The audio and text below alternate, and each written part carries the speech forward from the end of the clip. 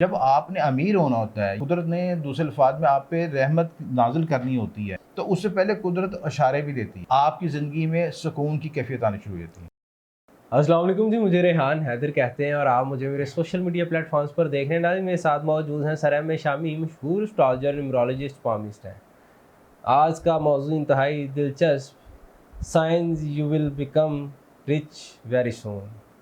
अगर हम उर्दू में बात करें तो ऐसी कौन सी निशानियां हैं जो ज़ाहिर हों तो आप समझ जाएं कि आप करोड़पति बनने वाले हैं, अरबपति बनने वाले हैं, अमीर लोगों में आपका शुमार होने वाला है।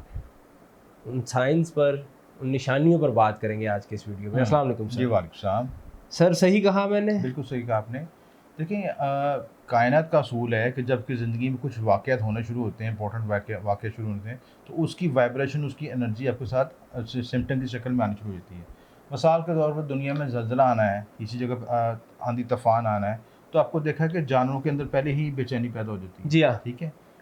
तो वजह ये है कि वो उस अलामतों को, उस वाइब्रेशन को, एनर्जी को पहले से ही फ़ील करना शुरू कर फील देते करते हैं और कुत्ते को तो बहुत जल्दी हाँ पता जी, चल ठीक जाता है। बेचैनी फ़ील होती है, जानवर अपनी जगह से, परिंदे हैं तो फटफड़ाना शुरू हो जाते हैं या अपनी जगह चेंज करते हैं, या जानवर हैं तो अपनी जगह से उनमें उथल-पुथल होना शुरू हो जाता है। तो इस तरह की जो अलामतें हैं, जब आपने अमीर होना होता है, या कुदरत ने दूसरे अल्फाज में आप पे रहमत नाज़िल करनी होती है, क्योंकि दौलत भी रहमत है। जी हाँ। एक आपके लिए आसानी पैदा करती है, जी, सुकून जी। पैदा करती है, आपके आसाइशें और आपके लिए मामलात में आसानी पैदा करती है। तो वो जब कुदरत ने चीज़ देनी होती है, तो उससे पहले कुदरत इशारे भी देती है, बल्कि उस शख्स को तैयार भी करती है। अच्छा। ठीक है? क्योंकि देखिए, हर शख्स जो है, कुदरत का असूल ये है कि जब आपने किसी नवाजना अल्लाह ताला ने, तो उसको पहले आज़माता भी है, जी। उसको मुख्तलिफ मराहल से गुजारता भी है सिलसिले कि ये बंदा इस एलिजिबल है भी है कि नहीं। क्योंकि बहुत से लोग तो एलिजिबल ही नहीं होते, उनको किसी वजह से मिल जाती है, फिर उसको संभाल नहीं पाते, है ना, ज़ाया कर देते हैं ये चीज़ें।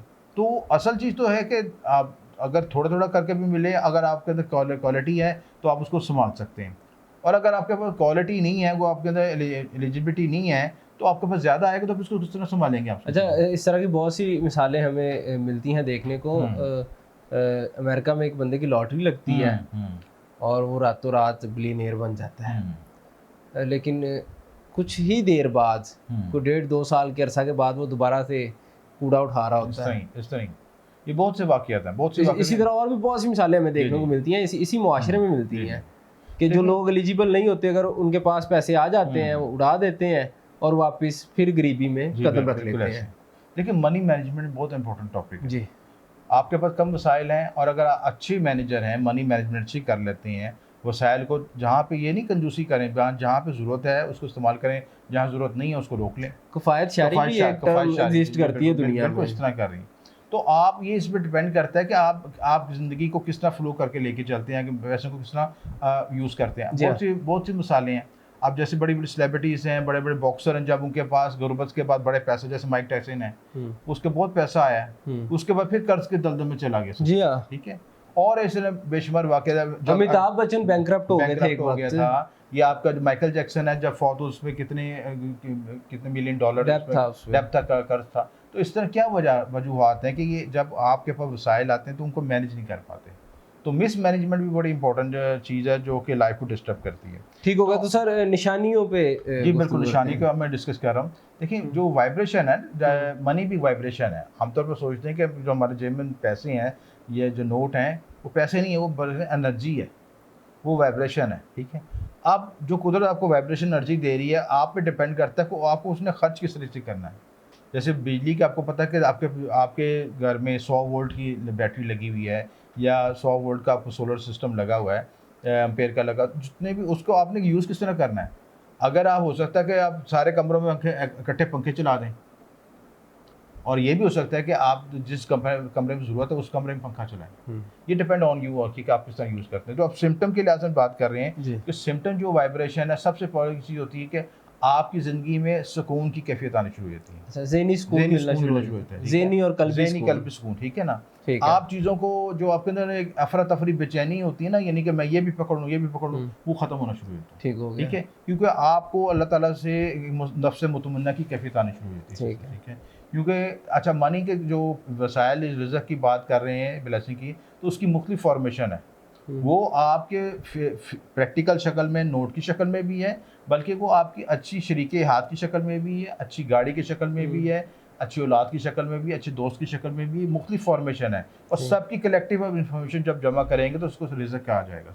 ठीक है, तो आप उसमें जो पुरसकून ज़िंदगी होगी, बेचैनी ख़त्म होगी, गुस्सा नफरत ख़त्म होगी। लोगों से आप पहले हसद नफरत करते थे ना, वो ऑटोमेटिक अपनी ज़िंदगी से एग्जिट हो जाएगा। मतलब आपका इखलाक जो है वो बुलंद होना शुरू हो अखलाक बुलंद हो जाएगा, और जो आपके अंदर पहले नेगेटिव वाइब्रेशन थी ना, उसने ये किया, उसने ये किया, मैं ये उसके साथ ये करूँ, वो सारी प्लानिंग खत्म होनी शुरू हो जाएगी। ठीक है, अब न्यूट्रल होना शुरू हो जाएंगे।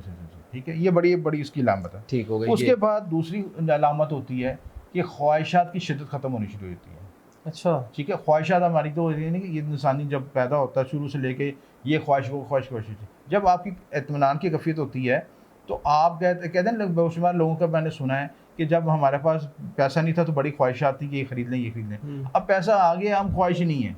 अच्छा, ये भी एक सिग्नल है। ठीक है, पैसा आ गया, ख्वाहिश ही नहीं है। ठीक है ना, बड़ी गाड़ी ठीक है मिल गई, बस ठीक है। इससे अच्छा, एक वो लोग होते हैं जो नौदौलती होते हैं, जिनको सडन पैसा आता है और सडन ज़ाया हो जाता है। वो कहते हैं रातों रात सब कुछ खरीद लीजिए, है ना। जिसके बाद जो कैफियत आ जाती है नफ्स मुतमन्ना की, उसकी ख्वाहिशात खत्म हो जाती हैं। वो उसके अंदर बुनियादी ख्वाहिशात ज़रूरत की रहती हैं, जो ज़रूरत की चीज़ें, उसके बाद ज़रूरियात और ख्वाहिशात में बहुत बड़ा फ़र्क है। वो तवाज़ुन पैदा कर लेता है और बाकी एक्स्ट्रा चीज़ों को इग्नोर करना शुरू करता है, ठीक हो गया, स्किप हो जाती हैं ऑटोमेटिकली। ख्वाहिशात जो है वो ख़त्म हो जाती हैं। ठीक है, ख्वाहिशात में वो तवाज़ुन पैदा कर लेता है। इसको इस तरह समझा जाए कि ख्वाहिशात तो ये नहीं है कि आप बिल्कुल वो कपड़े उतार के सड़क पर बैठ जाइए, तो नहीं है, लेकिन बैलेंस हो जाता है।